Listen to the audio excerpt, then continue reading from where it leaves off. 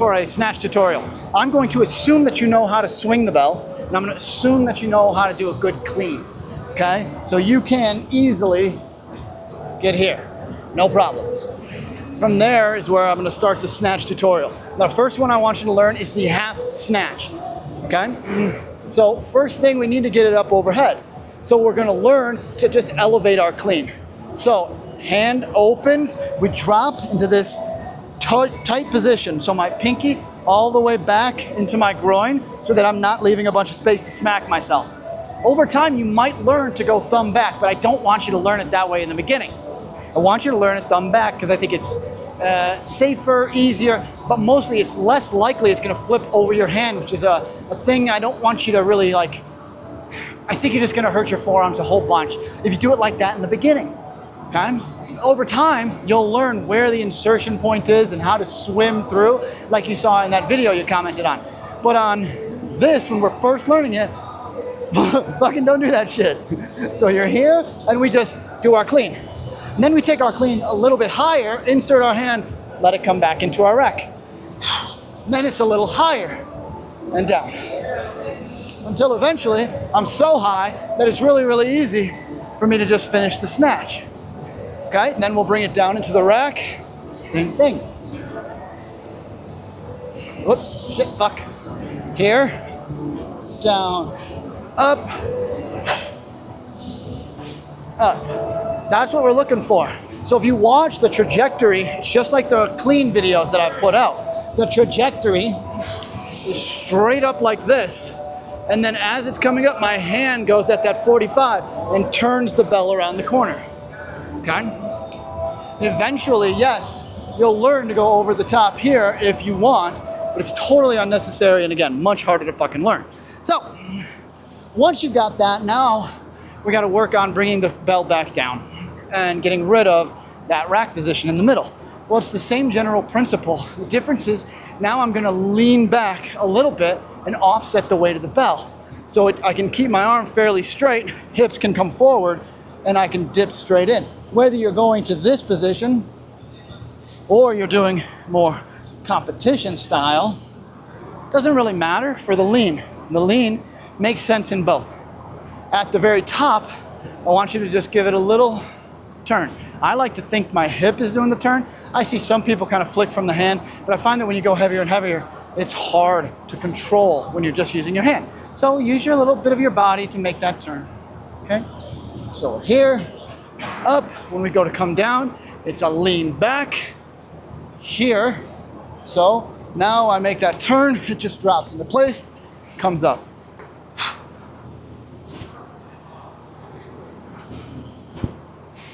Now let's talk about what our feet are doing.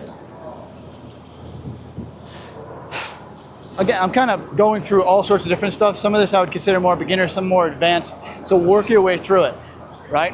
Adding that lean back and stuff, that's when we're learning to bring the belt down. Don't worry about that right off the bat, do the half snatch. Then learn that piece. Once you've got that, and you're starting to get more into the flow of it, now start really focusing on your feet, okay? As I lean back, same side leg is gonna elevate my heel off the ground. This is gonna allow my hip to rise a little, and I'm gonna find that tighter in here. So as my heel comes down, I've got this connection. So I've said in a bunch of my other videos, I don't want you hinging too early, right? When you're doing the swing, I do the slap push. I do that so that the bell is here. So when you make a mistake and you lose your back control, you're here. It's not really going anywhere, pulling you down. If you do that and you're here, it's gonna yank you. So not the end of the world when it happens and everything's nice and tight. Same thing here. The sooner I can get my arm connected, if I were to fuck up, it would just pull me into the swing. It's not that big a deal. So I'm trying to find it as early as possible. Now, as I'm doing that, it's also offsetting my weight here to the side. So as the bell comes down, I'm kind of leaned back in this corner and it comes down. Now, when we're getting into this stuff, we're kind of getting into more competition. If you're only doing 10 reps with, you know, a moderate weight for you, this is probably not necessary. This is using a lot more of the technique so that we could do a lot more reps. Anyway, I digress. So we're up in the top. We make our little flick so that our pinky is forward. We're leaning back as it comes down. If we're really trying to do shit tons of reps, we're elevating that heel, getting it down. As the weight comes down, my knee's bending a little, my heel comes to the ground, and I'm pushing either through or bending more and coming up, down, up, and I make that flick, boom. Now again, leaning back a little as it comes up to keep my arm relatively straight, dropping my heel to push my shoulder back forward. And that's where the drill, I did in another video, a drill where we turned and got underneath it. That drill kind of teaches us that secondary motion when we don't understand it.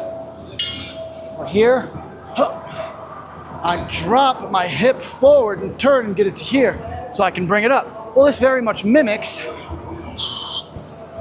this.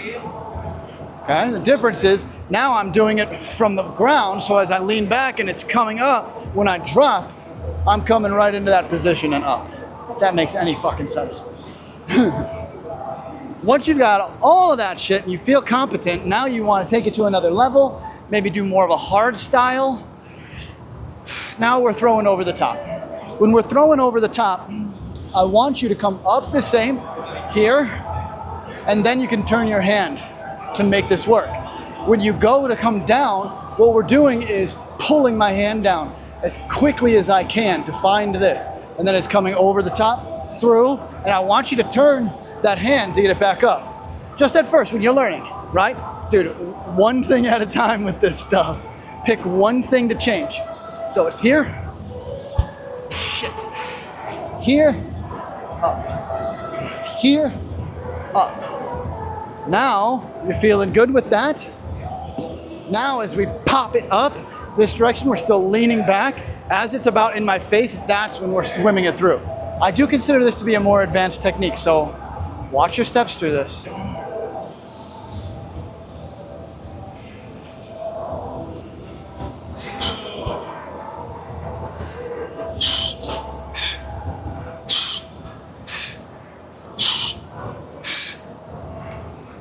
Okay, and that's what it should look like at the very end. It doesn't have to, okay? It doesn't have to go up like that. It's still a swim through from the side, totally a thing. You don't ever have to get to that point. As a matter of fact, I got to that point where I can do that, thinking that it was gonna be better for my competition lifts, right? Because of just here the whole time. It wasn't.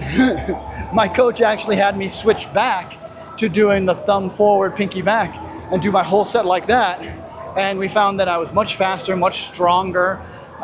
It required less of me, so I could do a lot more reps with it that direction. Like, it was just, everything was better. So find the variation that you're comfortable with, that fits your goals and your needs, and then just do that. It's just not a big thing. This is kind of a rambling thing, so hopefully it answered your question. If not, just send me another message. Say, hey, I need more clarification on how I lean or where my fingers should go or whatever it is. I'll make fucking 30 little videos. I don't care.